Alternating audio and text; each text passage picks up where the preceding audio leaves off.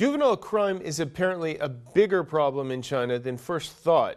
In February, we reported the recent death sentence handed out to a medical student in China, a Lin Shanghai, following the Shanghai No. 2 Intermediate People's Court, finding him guilty of poisoning and killing a fellow medical student at a prestigious university in China. Close to the same time, another female student in Guangxi province was arrested after poisoning two girls in her college dormitory. These apparently are not the only such cases. According to The Economist, the number of juvenile criminals sentenced by courts each year in China more than doubled from 2000 to 2008, reaching almost 89,000. This is also happening at a time when the population of youth is dropping. The report says that in a 2010 national survey, 16% of juvenile offenders were arrested for rape, a 42% increase from a decade earlier, and 12% were arrested for aggravated assault, which is a 69% increase during the same period. So just why is there such a big increase in juvenile offenders? What do people think about this phenomenon?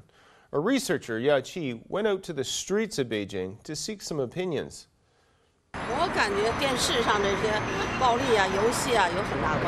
I think it has a lot to do with the online video games that involve so much violence.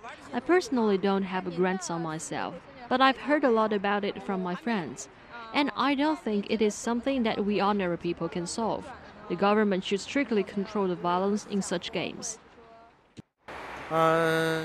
I think the values in society have changed a lot. For example, the wealth gap is getting bigger and bigger, so there are people that might take extreme measures.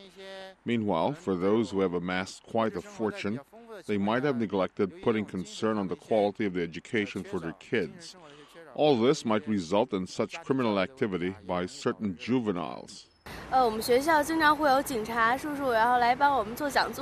don't know any juveniles that have committed crimes myself.